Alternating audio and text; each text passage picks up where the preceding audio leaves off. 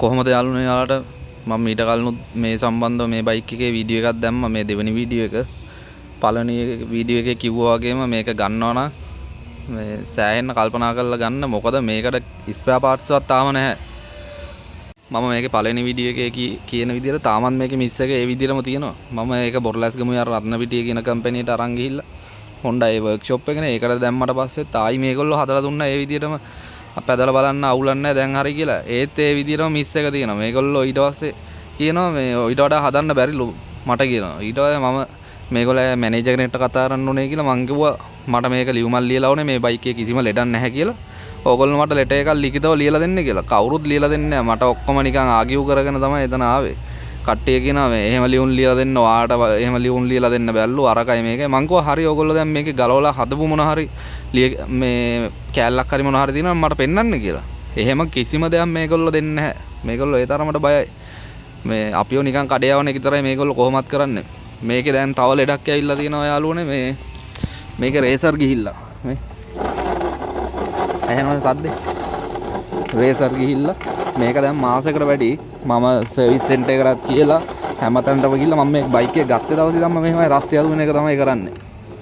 ඉතින් මිනිස්සුන්ට මෙහෙමයි දේවල් විකුණන්න නරකයි. මේකේ කෑල් රේසර් සෙට් එක ඇවිල්ලා නැල්ලු තාම මේගොල්ලෝ කියනවා. ඉතින් ඇවිල්ලා නැත්තම් දැන් මේ බයික් එක අරගෙන මාස 4-5ක් වෙනවනේ. ඉතින් තාම මේවට බඩුවක් ඇවිල්ලා නැහැ. මට කියන තාම බඩුව ඇවිල්ලා නැල්ලු. ඉතින් ඇයි මෙහෙම මිනිස්සුන්ට කරන්නේ? තාම අර මිස් එකනවා මේ බයික් එක න කවුරු හරි ගන්නවා හොඳට හිතලා බලලා ගන්න. මගේ පැත්තෙන් සාධාරණයක් වෙන්න ඕන නිසා තමයි මම ලෙටර් එකක් කිව්වේ. එයාලා ඒක දෙන්නෙත් නැහනේ. ඒගොල්ලෝ ලෙඩක් තියනවා කියලා දන්නවා. ඒක හදන්න බැරි නිසා එයාලා දෙන්නේ නැහැ. මොකද මම කොහෙට හරි ගිහිල්ලා ලියුමක් අරන් ආවම මේක ලෙඩක් තියනවා කියලා ඒගොල්ලන්ට ලොකු ප්‍රශ්නයක් වෙනවනේ. ඊට පස්සේ දැන් මම අද තවනකම් කම්පැනිට ගියේ නැහැ කිසිම දෙයකට. ඔය රේසර් සද්ද ආවා. ඒකටත් මම අර බයික් එක සර්විස් කරන්නේ Honda සර්විස් වලින්. එතනින් තමයි දාන්න try කරේ. තාම දාගන්න වරනවා. ඒගොල්ලෝ කියන කම්පැනියෙන් තාම බඩු එවලා නැල්ලු රේසර් සෙට් එක එවලා නැල්ලු. ඔහොම තමයි ඉතින් මේ බයික් එක ගන්න ඕන. අම්බෝ පොඩ්ඩක් හොඳටම හිතලා ගන්න. මම නම් කියන්නේ ගන්න එපා මේකට යන්න එපා. ඇත්තටම මම මේ වෙන බයික් ප්‍රොමෝට් කරනවා නෙමෙයි ගොඩක් අය කියලා තියෙනවා. මම මේ පරණ බයික් ප්‍රොමෝට් කරන්නයි. එතකොට TVS Hero අනම්මනම් ඔය එන්ටොක් ඒවා ප්‍රොමෝට් කරන්න තමයි මේක කියන්නේ කියලා. අනේ මට කිසි උවමනාවක් නැහැ. ඕගොල්ලෝ ගන්න ඕන බයික් එකක් ගන්න. මේක ගන්නව නම් තියෙන කෙනකින් ඕගොල්ලෝ බොරනම් පැදලා බලලා පොඩ්ඩක් බලලා ඊට පස්සේ ගන්න. ඕගොල්ලන්ටම තේරෙයි මේ බයික් එකේ හොඳේ එතකොට. තව අය මට වීඩියෝ වල කමෙන්ට් දාලා තියෙනවා තෙල් ඉවරනකම් පදින්න එපා කියලා. මම කවදාවත් මේක තෙල් ඉවරනකම් බෙදලා නැහැ. මම ෆුල් ටැංක් හැමදාම හවසර ගහනවා භාගයක් බහිනකොටම තෙල් ටික. තව දෙයක් මට කියන්න බැරුණා. මම කලින් වීඩියෝ එක දැම්මට පස්සේ මට ගොඩක් අය කතා කරලා මාව හම්බෙන්න හිටන් ආවා. මට ස්තුති කරා. ඒ වගේ තව මල්ලිලා ගොඩක් ඇවිල්ලා මගේ බයික් එක පැදලා හිටන් බැලුවා. ඒගොල්ලොත් එතකොට කිව්වේ අපිත් ගත්තා අයියේ මේ බයික් එක බලන්නකෝ අපේ එකත් මේ ලෙඩේම තමයි තියෙන්නේ කියලා. ඒ හින්දා මට කිසිම බොරුවක් කියන්න ඕම නැහැ. ඕගොල්ලෝ ඇවිල්ලා බලලා ඕනනම් ළඟ ඉන්නවනම් කවුරු හරි බයික් එකක් ගන්න මේ Dio Honda 110 එක. අනිත් ඒවා නම් මම දන්නේ නැහැ කොහොමද කියලා. ඇවිල්ලා මගේ එක හරි පැදලා බලන්න කොහොමද ඕගොල්ලොන්ට සැටිස්ද කියලා. බලලා ගන්න. මොකද මේ වගේ කම්පැනි කාර්යයන්ගෙන් අපි අලුතෙන් වාහනයක් ගන්න ගෑරේජ් වල ඉන්න නෙමෙයි. මම මේක අලුතෙන් ගත්තේ ඇත්තටම මට ගෑරේජ් වල යන්න බැරි හින්දා තමයි පරණ බයිසිකල් අරගෙන. ඉතින් මේක ගත්තයි කියලා මට කිසි වෙනසක් උන්නේ නැහැ. මම තාම ගෑරේජ් වලට යනවා මේ රේසර් ඇවිල්ලාද කියලා හිටන් මම දැන් හැමදාම සතියේ දවස් දෙකක් තුනක් කතා කරාම බයිසිකල් රේසර් ටික ඇවිල්ලාද කියලා.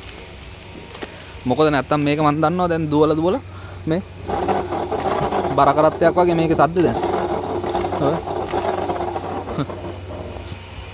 ඕක කොයි වෙලාවෙ ලොකු කේස් එකක් එනවා. ඒගොල්ලන්ට ගානක් නැහැ. ඒගොල්ලෝ කියනවා ඔහොම අවුලක් නැල්ලු දිව්වට. මෙහෙම අවුලක් නැත්තේ මොකද? ඒගොල්ලෝ ගාව බඩුව ඇවිල්ලා නැති හින්දා ඉතින් ඒගොල්ලෝ එහෙම කියනවා ඒගොල්ලෝ ගැලවිල්ලට.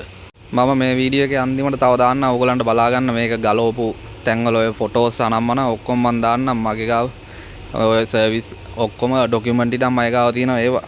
ඕගොල්ලොත් ඔය මොන හරි මේ බයික් එක අරගෙන දාන්න ඉන්නවනම් ඔය සර්විස් සෙන්ටර් අනම්මන වර්ක්ෂොප් වලට අනිවාර්යෙන් ඔයගොල්ලෝ ෆොටෝ ගහ ගන්න. මොකද මේගොල්ලෝ කිසිම ලිඛිත ලියවිල්ලක් අපිට දෙන්නේ නැහැ. මේගොල්ලෝ මේක ඇල් හැදුවා මේක හැදුවාද මේක සර්විස් කරා කියලා කිසිම දෙයක් දෙන්නේ නැහැ.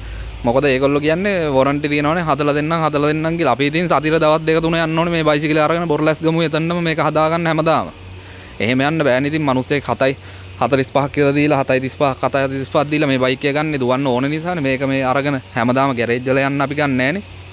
මේ අලුතෙන් මේ බයික් එක ගන්න ඉන්නවා ලිස්ට් එකේ හරි ඉන්නවනම් කට්ටිය පොඩ්ඩක් හොඳට හිතලා බලලා මගේ මේ වීඩියෝ එකත් බලලා ඕගොල්ලෝ තීරණය කරන්න ඕගොල්ලෝ ගන්නවද නැද්ද කියලා. මොකද මේක මගේ පෞද්ගලික තීරණය. මම කලින් මේ වගේ වීඩියෝ එකක් දැක්කනම් මම නම් මේ බයික් එක ගන්න නැහැ ජීවිතේට. මට ඒ තරම් මේ බයික් එක ගැන කලකිරලා තියෙනවා. මම දැන් පදිනවා ඉතින් කරගන්න දෙයක් නැති හින්දා. මොකද මේක විකුණන්නත් බෑ. විකුණලා දැම්මොත් තව මිනිස්සෙක් අමාරුවේ වැටෙන එක වෙන්නේ ඉතින්. හරියල්නේ නෑ ඔයගලන්ට බොහොම ස්තුතියි. මම ඔයගලන් දාන වීඩියෝ එක ඔයගලන්ට වැදගත් වෙයි කියලා මම හිතනවා.